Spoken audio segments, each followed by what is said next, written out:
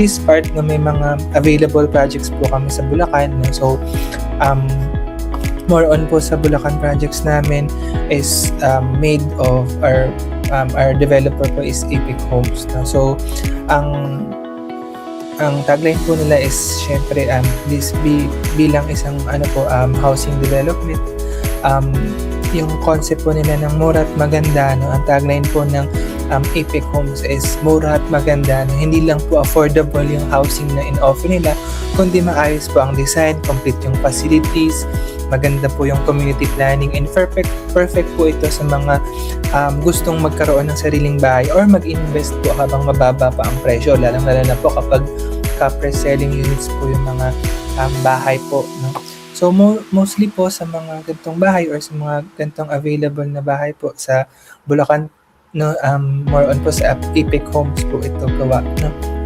So first model po, housing model for na available po sa Bulacan projects natin is the single attached 45.50. Nung una po, ang single attached unit po is maluwag po yung lot area niya, may sariling space sa gilid, and ideal po ito para sa mga families na gusto ng syempre mas maganda privacy and also maraming expansion options po. Kapag po kasi single attached, wala pong katabing bahay po, no? So may sarili siyang lote, no? Kumbaga wala pong kadikit, no? Solely na isang bahay lang po nasa lot, no?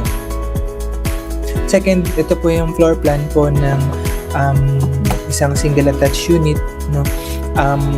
45.5 square meters po na meron pong yun po yung sa floor plan na ng isang single attached unit. Then the second house model po is a duplex type 45.5. So for the duplex type po, 2 units po in one structure, kumbaga dalawa po yung magkasamang bahay, no? May sariling space din po sa gilid, pero po may separate entrance at utilities naman po pagdating sa dalawa. Kumbaga affordable po ito compared po sa single attached unit, kasi po mas mahal po yung single attached kasi wala pong katabi. So kumbaga solely yung lot area. Pagdating po kasi sa duplex type, may kasamang bahay po, pero same floor area pa din naman po, no? Then the next housing model po, ito po yung floor plan po ng mga duplex type unit po. For the second type po is the townhouse model 44 na with carport, no? So for this type of housing model, very practical and budget friendly din po yung ganitong mga housing unit models, and perfect po ito para sa mga naghahanap ng mabilis na bahay na madaling malipatan and also affordable yung bahay po, no, na hinahanap. And mostly po sa mga ganitong bahay, mas madali po siyang i-modify, no? And ang usual po na floor plan po is ganito. 44 po siya, 22 square meters sa ground floor, 22 square meters po sa second floor, no? So ganito din po, ito naman po yung walang carport po. Solely po townhouse lang siya. Then the last is the townhouse 33.6 square meters. Sobrang affordable po siya. Ito yung pinaka-affordable or pinaka-mababa po yung price ng na in-offer po ni Epic Homes. And swak na swak po ito sa mga first-time buyers na naghahanap po ng bahay or also ng additional investment po, no? So for the ito po yung mga available units, corner and units and the inner units po. And also ito po yung actual turnover. So ang actual turnover po pagdating po sa mga Epic Homes project is bare type po, no? Pero kompleto na po yung mga basic finishes, like may tiles na po sa CR, may electrical at plumbing provisions na din po, and ready po siya for customization, and mostly po ang problema nilang is yung connection sa tubig tsaka sa kuryente, no? So ito po yung first floor, ito po yung bare type unit po pagdating po sa mga townhouse, duplex and the single attached units. So bare type po siya, no? Kumbaga cement finish po siya. And ito naman po yung second floor. Sa second floor po, lahat po ng abang ng switches, abang po ng para sa plug, electric plugs, meron na po, no? So ito naman po yung for the socialized townhouse namin, no? So ang mga features and yung amenities po, no, pagdating naman, let's talk about the features, no, ng bahay na tina-turn over po namin for Epic Homes project, no? At it consists po ng long span colored roofs, no? Complete electrical wiring po, no? So yan, ito naman po for the socialized townhouse na corrugated colored roof naman po.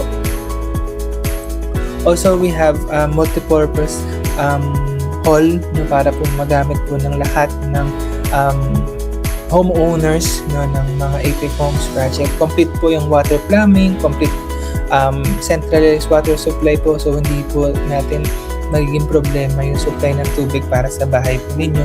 And also lahat concrete roads, underground drainage, na hindi po tayo kakabahan na babaha po no, yung bahay.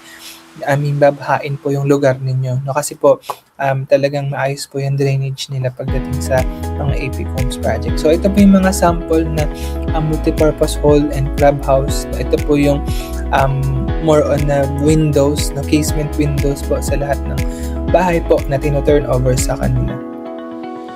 Complete electrical wiring fixtures, no, complete water plumbing, pipes and fixtures, and also may basketball court po and playground. Centralized po yung water supply, kaya po may sariling water supply or meron pong tangke ng tubig yung buong subdivision. And concrete roads, curbs and gutters, complete po, pati po yung drainage, complete din po.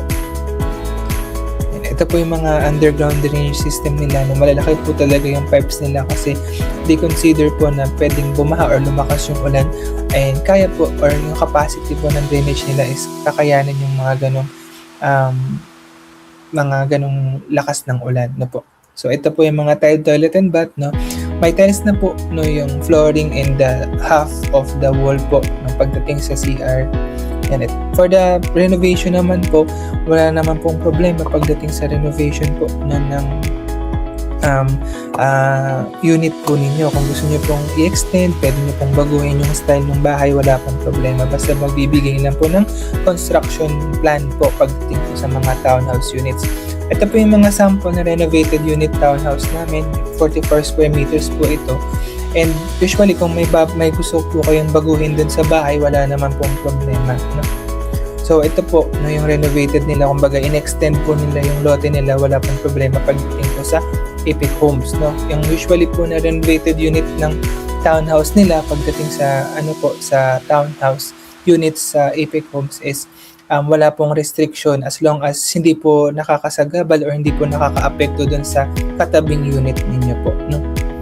And usually po kung may tanong po kayo regarding dun sa mga townhouse units po namin, pwede po kayong mag-comment, pwede po kayong mag-message dyan, no? And usual po na ginagawa natin, pwede ko po kayong bigyan ng quotation and kung ano po yung mga gusto niyo or gusto niyo pa pong malaman pagdating sa mga bahay.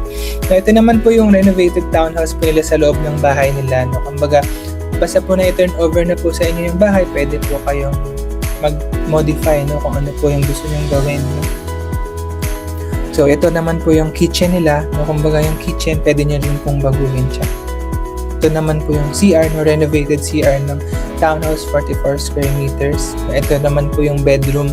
Ang kasya po na bedroom dun sa bare top unit po natin is pwedeng 2 bedrooms po. No, provisions po siya for 2 bedrooms.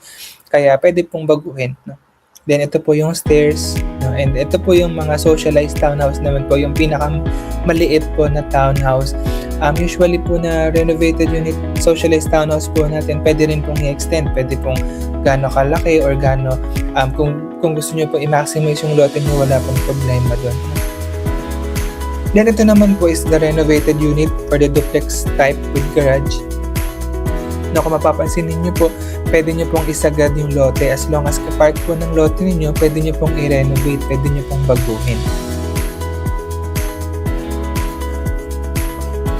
So, why invest po no, sa Bulacan? Bakit po ba sa Bulacan dapat mag-invest? Napaka-strategic po ng location namin. Gateway po to Northern Luzon yung mga available projects namin po sa Bulacan. May MRT-7 po na malapit po sa North-South railway po na project po ng government ngayon, and also malapit po sa New Manila Airport, no. New Manila International Airport po, 30 minutes lang po dun sa mga available projects namin sa Santa Maria, Bulacan, Baliwag, and San Rafael, Bulacan, no. Tumataas din po yung property demand ng Bulacan kasi nga po maraming mga infrastructure projects po na ina-offer ngayon, no, or ongoing po, no, yung construction. And also po mas affordable po ang bahay, no, yung mga housing units namin sa Bulacan compared po na available sa mga Metro Manila area. And also business friendly po yung province ng Bulacan, and also growing po yung company na pagdating po sa